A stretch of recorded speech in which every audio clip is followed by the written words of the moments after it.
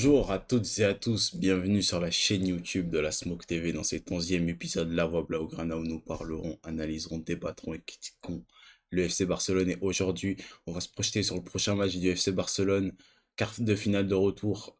Après avoir perdu 2-0 à domicile face à l'Atlético de Madrid, le FC Barcelone a son destin en main, doit effectuer une remontada pour espérer une qualification en demi-finale de Ligue des Champions soit face à Arsenal, soit face au Sporting Portugal. Mais avant de se projeter sur ce match, on va s'appuyer sur le match de ce week-end. Le FC Barcelone a gagné 4-1 face à l'Espagnol Barcelone, ce qui permet au Blaugrana d'avoir 9 points d'écart sur son rival, le Real Madrid. Est-ce que la course vers le titre est terminée? Est-ce qu'il y a encore du suspense? Je ne pense pas.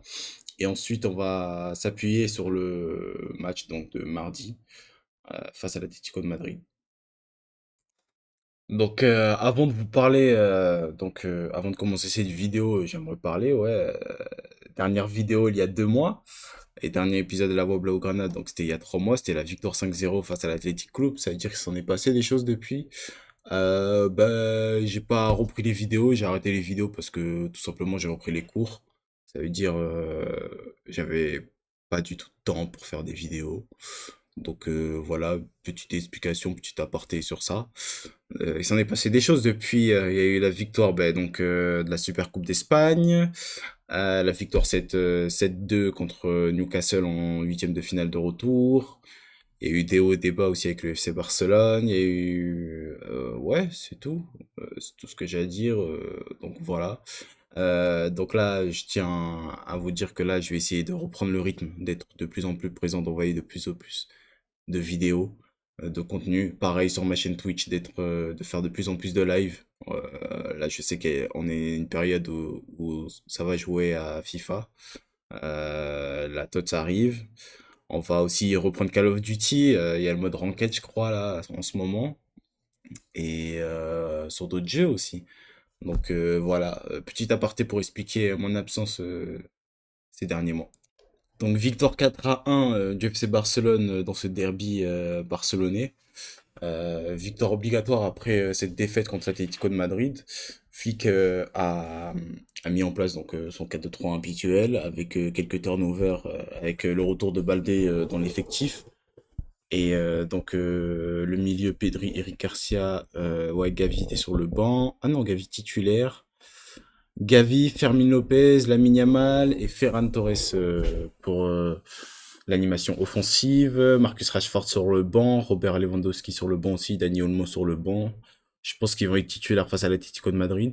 À voir entre Ferran Torres et Robert Lewandowski.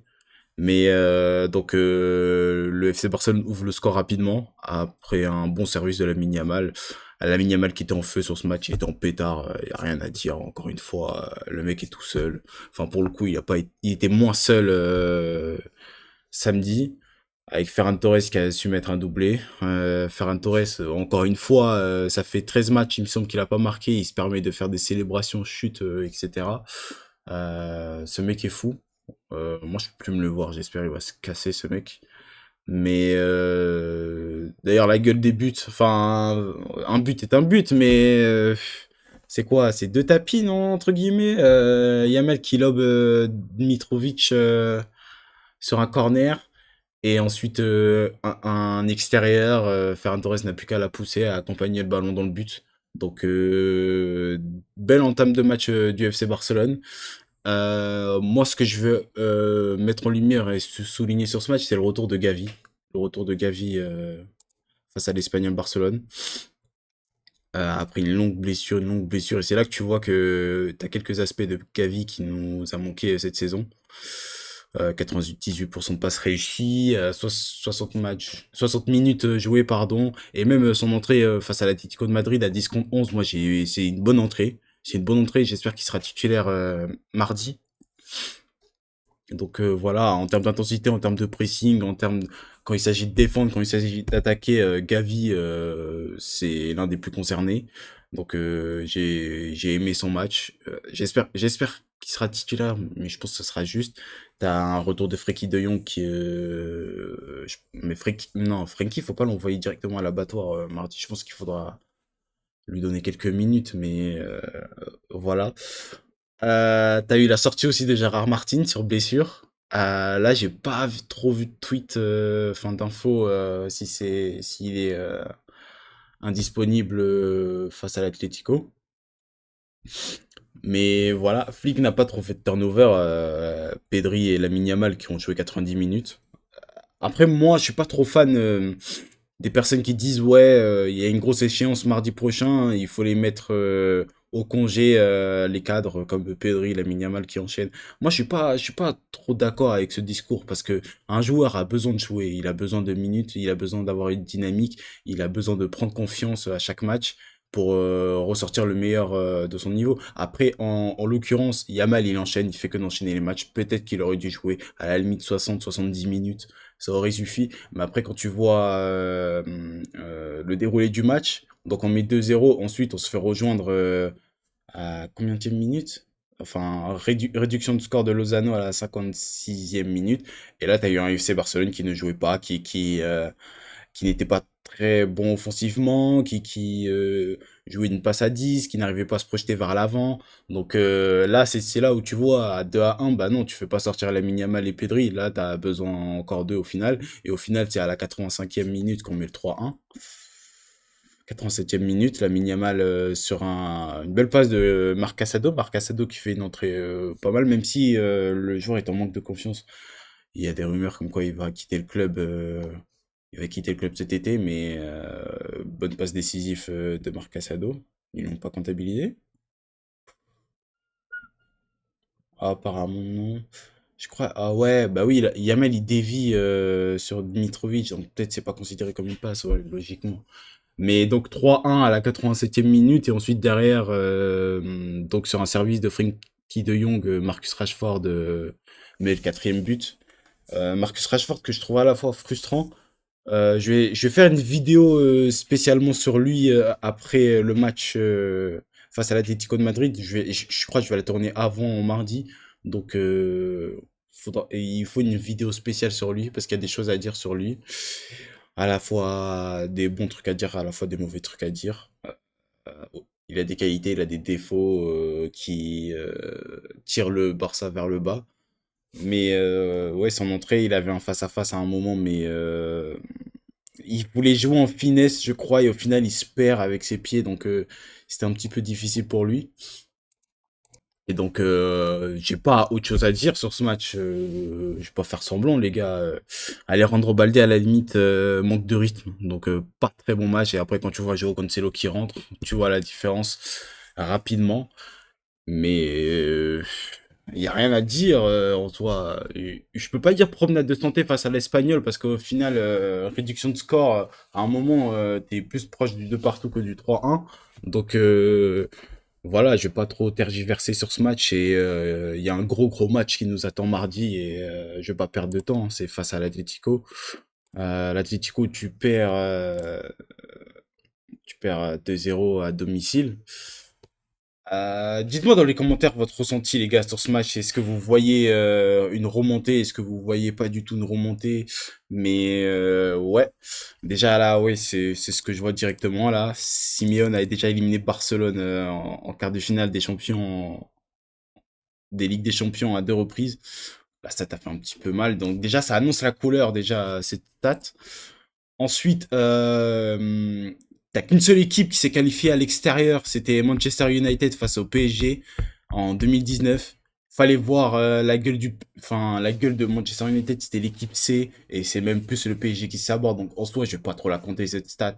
Pour moi, quasi personne l'a fait, ça veut dire parce que vraiment c'est le PSG qui se sabote sur ce match. Aussi, il y a d'autres faits avant de se projeter sur ce match. C'est la dernière fois que le FC Barcelone s'est qualifié à l'extérieur. Wouah, j'ai pas de souvenir en Ligue des Champions, les gars. Donc, les gars, je suis allé chercher pour voir la dernière fois que le FC Barcelone s'est qualifié en match retour à l'extérieur. Et c'était 2008-2009 face à Chelsea. Et encore, ils ne gagnent pas là-bas. C'est un partout. Et avec le but à l'extérieur, on se qualifie avec le but d'Iniesta. Donc déjà, tu annonces la couleur. Déjà, historiquement, le FC Barcelone n'a jamais fait ça. Donc je disais que la dernière fois que le FC Barcelone s'est qualifié à l'extérieur au retour, c'était face à Chelsea. Et encore Chelsea, tu gagnes pas le match, c'est un partout et tu te qualifies avec le but à l'extérieur, avec le but d'Iniesta 2008-2009. Donc quoi qu'il arrive, mardi soir, t'as rendez-vous avec l'histoire. T'as rendez-vous avec l'histoire. Tu dois faire quelque chose que tu n'as jamais fait. Historiquement, le FC Barcelone s'est fait éliminer contre l'Atlético en quart de finale. Historiquement, tu t'es quasiment jamais qualifié à l'extérieur en match retour. Tu peux déjà faire ce reproche à l'année dernière face à l'Inter, où à domicile tu fais pas le taf, donc à l'extérieur forcément tu perds, et même face à Dortmund, Dortmund tu te fais peur. Heureusement que tu gagnes 4-0 à l'aller, mais au retour tu perds 3-1, donc au final tu te fais peur à l'extérieur. Donc historiquement le FC Barcelone à l'extérieur c'est compliqué, donc c'est pour ça que c'est l'un des points où j'ai du mal à y croire à une remontada. Mais après, là où le point j'ai envie d'y croire, c'est face à l'Atlético. C'est un adversaire que tu es censé connaître. Donc ses points forts, ses points faibles, on sait comment ça va se passer au Wanda Metropolitano. On sait qu'ils vont nous attendre avec un bus, les gars, d'ailleurs. Je préviens d'avance. Je préviens d'avance. Éloignez les enfants mardi soir. Éloignez les enfants. Il n'y aura pas de spectacle. Même, allez regarder Liverpool PSG tranquillement. Je pense qu'il y aura plus de spectacle que ce match. Les gars, il n'y aura pas de spectacle. Il n'y aura pas du tout de spectacle, pardon. Ensuite, qu'est-ce que j'ai à dire? Ben, le FC Barcelone qui s'est déplacé au Wanda Metropolitano, ben, généralement, ça fait victoire. La dernière défaite, je pense que c'était c'était en, putain, c'est quelle année où ils prennent la Liga, l'Atlético? 2020-2021, il me semble. Où tu perds 2-0, je crois, avec Suarez et Ter Stegen qui se trouvent là. Mais depuis le Barça gagne au Wanda. Et donc, euh, et donc sur ça, tu peux partir un petit peu confiant. Tu peux te dire le Barça peut s'imposer sur la pelouse du Wanda Metropolitano. Mais après, ce que j'aime pas, moi, en Ligue des Champions, c'est de prendre la dynamique des deux équipes. Pour moi, en Ligue des Champions, la dynamique, elle veut rien dire. La Ligue des Champions, c'est une compétition à part. Il y a pas de dynamique. C'est une question de l'équipe qui a le plus d'envie, qui croit plus en ses capacités, qui a plus de réalisme, plus de réussite aussi. Donc, c'est quelque chose, c'est une variable, entre guillemets, à ne pas prendre la dynamique. Ensuite, ben, on va parler des compositions probables. Composition probable. Je vais plus m'intéresser du côté du FC Barcelone parce que l'Atlético, t'as Pubil qui est suspendu, je crois. Coquet, il me semble pas qu'il soit suspendu. Pubil suspendu, Anco blessé, Jiménez blessé, Cardoso blessé, Barrios qui n'est toujours pas revenu. Coquet, je pense qu'il sera sur le banc.